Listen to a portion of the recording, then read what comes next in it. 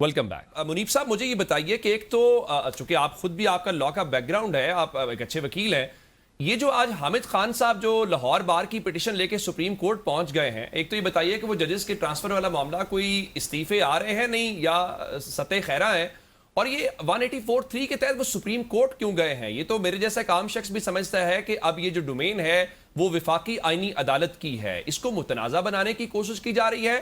اس کے ساتھ ایک اور بھی بتائیں، سنا ہے کہ آپ بتا رہے تھے کہیں کہ کوئی ترمیم شرمیم کے اوپر کام شروع ہو گیا اگلی کے اوپر؟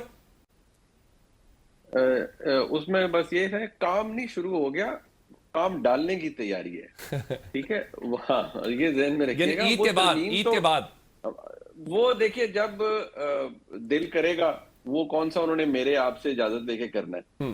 آپ کو یاد ہے جب 26ویں آئینی ترمیم آئی تھی تو میں وفاقی گزرا as senior as deputy prime minister جناب اسحاق ڈار صاحب، وہ چند جگہوں پر انہوں نے کہا نہیں ابھی تو ہم بڑے مشکل سے 26ویں کو سنبھال رہے ہیں، اور اس کے 2 ہفتے بعد 27ویں ٹیبل ہو گئی تھی، کسی نے ایکنالج ہی نہیں کیا تھا۔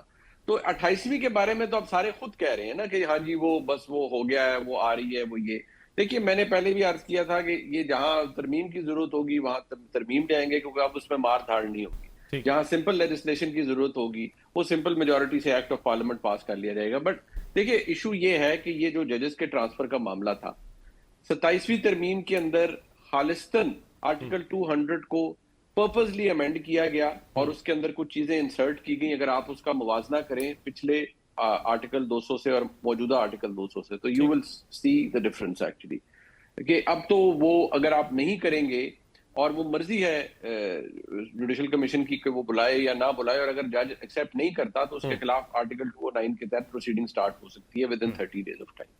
اب دیکھیے جج صاحبان کچھ علیحدہ ہوئے ہیں، اعجاز الحسن صاحب چلے گئے، شاہ صاحب چلے گئے، اطہر من اللہ صاحب چلے گئے۔ یہ بھی ہو سکتا ہے کہ ان معزز جج صاحبان میں سے کوئی ڈسگرنٹلڈ ہو کے گئے کہ چلیے ہم بھی جا رہے ہیں، جو کہ فی الحال تو ایسی کوئی اطلاع نہیں ہے۔ لیکن دیکھیے ماضی کے میں اگر میں کہوں ہماری عدلیہ بہت تابناک اس کا کوئی ماضی رہا ہے اور بڑا شاندار رہا ہے، تو وہ بھی جھوٹ پر مبنی ہوگا، ایسا نہیں ہے، بڑی گندی ہمارے ملک کی عدلیہ کی، اور یہ خاص طور پہ جو پچھلے کچھ عرصے میں۔ اور اگر میں یہ کہوں کہ آج کی عدلیہ نے پاکستان کی عدلیہ کو دنیا کی 10 بہترین نظام عدل کے اندر لے گئی ہیں، تو یہ بھی بالکل غلط بات ہے۔ مسئلہ یہی ہے کہ اتنی بری ڈویژن ہے کہ خود جج صاحبان کے حوالے سے کہا جاتا تھا یہ تو جی عمران خان کا فین کلب ہے۔ اچھا ٹھیک ہے جی، لیکن جو باقی جج صاحبان ان کے حوالے سے، اور یہ بات میں نہیں کہہ رہا، یہ بار رومز میں ہوتی ہے کہ جی تو حکومت کے جج ہیں، یہ جج تو جی اسٹیبلشمنٹ کے جج ہیں، ایسے نام لے لے کے نا بار رومز میں بات کی جاتی ہے۔ میں تو ویسے طالب علم سن رہا ہوتا ہوں، تو یہ زبان زدیں عام ہے یہ ڈویژن۔ تو آپ کس کو کہاں کریں گے؟ اور یہ پٹیشن اگر وہ لے بھی گئی ہیں تو اس نے کیا انٹرٹین ہونا ہے؟ کانسٹیٹیوشنل میٹر ہے، وہ لے گئے ہیں اپنی طرف سے۔ جناب حامد خان صاحب بہت نام وکیل ہیں، وہ خود ہی بتا سکتے ہیں کہ انہوں نے کیوں ضرورت محسوس کی کہ کانسٹیٹیوشنل میٹر کو وہاں لے گئے ہیں۔ وہاں تو بس یہی ہوگا کہ آپ کو پتا ہے اٹس جسٹ انادر کورٹ، اعتراض لگ جائے گا، اس طرح سے معاملہ جو ہے وہ کہیں نہ کہیں نمٹ جائے گا۔ اچھا رانا صاحب مجھے بتائیے کہ گورنمنٹ تو ظاہر ہے کانفیڈنٹ بھی ہے، ڈرائیونگ سیٹ کے اوپر بھی ہے، کوئی رکاوٹ نہیں دکھائی دے رہی۔ عوامی ایشوز کے اوپر دیکھیں، پیٹرول ڈیزل مہنگا ہو رہا ہے، لیوی لگائے جا رہے ہیں، کوئی چیلنج نہیں ہے۔ ججز کا انہیں ٹرانسفر کرنے کی باری آئی، گورنمنٹ کی وہاں پہ بھی میجورٹی ہے، کیونکہ گورنمنٹ کہتی ضرور ہے ہمارا لینا دینا نہیں ہے، لیکن جو پریکٹیکلی چیزیں ہیں وہ آپ جانتے ہی ہیں۔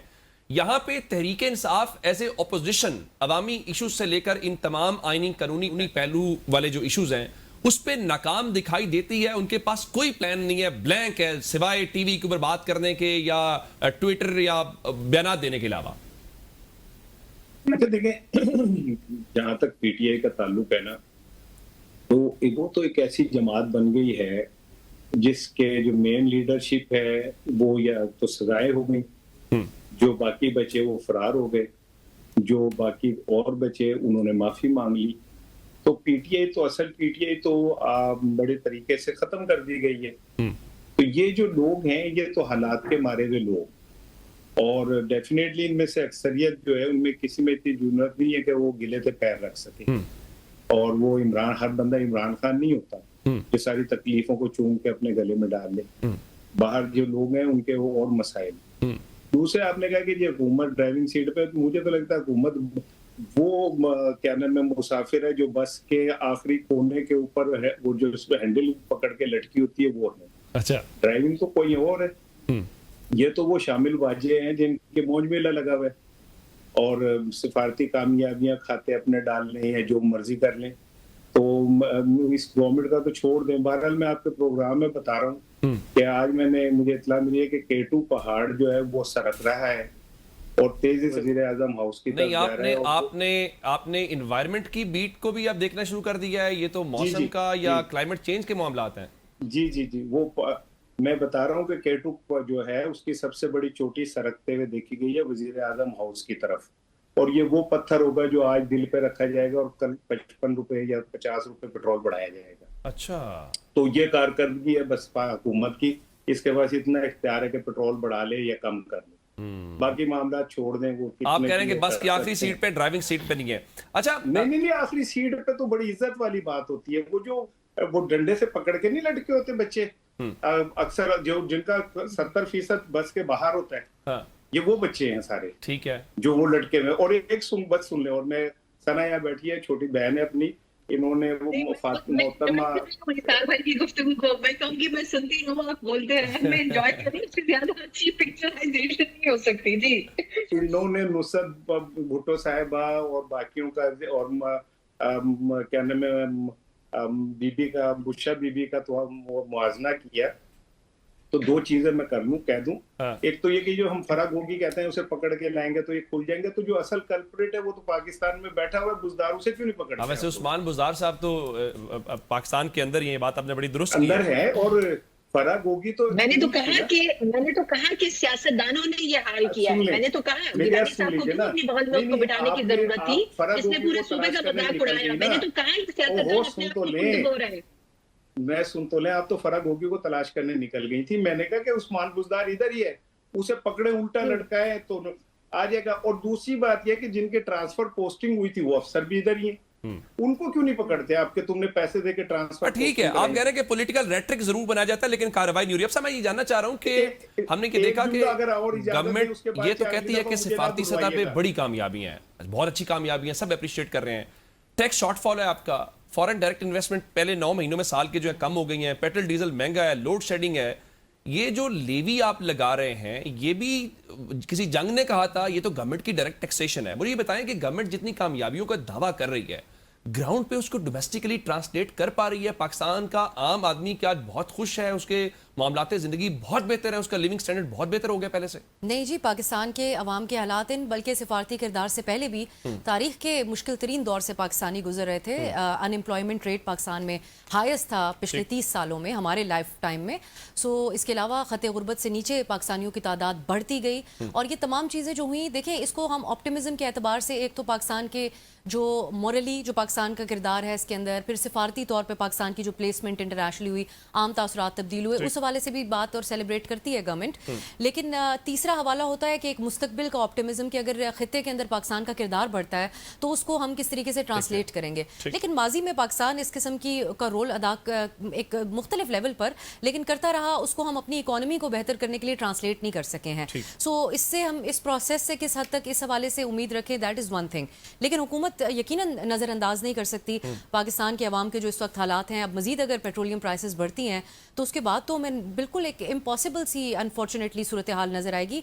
बजट किस तरीके से कोई आम आदमी चलाएगा, इसको एड्रेस किए बगैर ये तो तसव्वुर नहीं करना चाहिए हुकूमत को कि अपनी तवज्जो को वो एक तरफ रखें। लेकिन ये ज़रूर है कि हुकूमत को अपोजिशन से कोई ख़ास खतरा नहीं इस वक्त लगता, कि उनको नजर आता है कि ये लोग मोबिलाइज कर लेंगे लोगों को। क्योंकि जब आप इतने डिवाइडेड होते हैं कि एक ऑपोजिशन का अलायंस भी आप बना लेते हैं जिसमें अचकज़ई साहब शामिल हैं, दीगर पॉलिटिकल पार्टीज भी हैं, तो उसमें एक दो नुक्तों के ऊपर आप कहना ये चाह रही हैं कि गवर्नमेंट को फिलहाल किसी किस्म का, वो बेशक जो मर्जी करें, दूर दूर तक कोई खतरा नहीं अवाम से होना चाहिए, और हर वक्त होता है हुकूमत को, और अवाम हमारे यहाँ हमेशा अपने लिए आवाज़ भी उठाते हैं। लेकिन एक मुनज़्ज़म किस्म की तहरीक चलना हुकूमत के खिलाफ और महंगाई के हवाले से, उसका खतरा नजर नहीं आता। एक हुकूमत ने इतनी स्पेस नहीं दी कि किसी किस्म का एहतजाज किया जाए, और हमने देखा मुख्तलिफ मौके पर हल्की फुल्की अगर कोशिश भी हुई।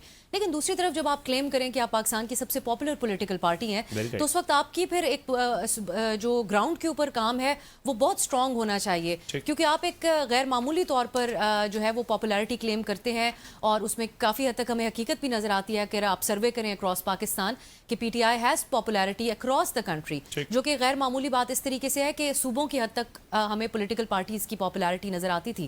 سو پی ٹی آئی کی صورتحال یہ ہے کہ وہ ریڈیوس ہو کر ان کی اس وقت پوزیشن یہ بن چکی ہے کہ ڈاکٹر کی ایکسیس دی جائے یا ملاقاتیں بحال کروا دی جائے. کہاں وہ ان کی ڈیمانڈ تھی کہ لیڈر کو رہا کیا جائے, رہائی فورس بنائیں گے. اب تو خان صاحب کی بہنیں اڈیالہ کے باہر کھڑے ہو کے پارٹی کے عہدیداروں سے شکوہ کر رہی ہوتی ہیں.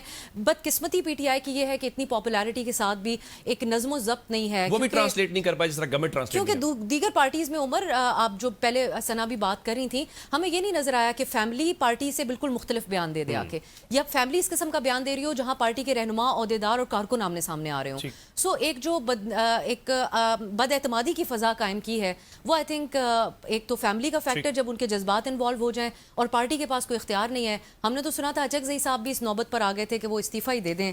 سو آئی تھنک کوئی اونرشپ نہیں لینا چاہ رہا پی ٹی آئی کی فیصلہ سازی کے حوالے سے, اور کارکن کو غصہ بڑھتا جا رہا ہے. رانا صاحب جو بات کر رہے تھے بس کے باہر ہیں, یہاں بس چل رہی ہے, پتہ نہیں بس چلا کون رہا ہے, اس میں کون بیٹھا ہے, چلا کوئی راہ نہیں ہے, چلا کوئی راہ نہیں. سب کو پتہ ہے کہ چل کیسے رہی ہے, بس ایسی کوئی چیز نہیں ہے. ٹھیک ہے, ڈسکشن کو یہیں سے کنٹینیو کرتے ہیں, بڑے زبردست آرگومنٹس ہیں, لیکن ذرا ایک بریک کے بعد.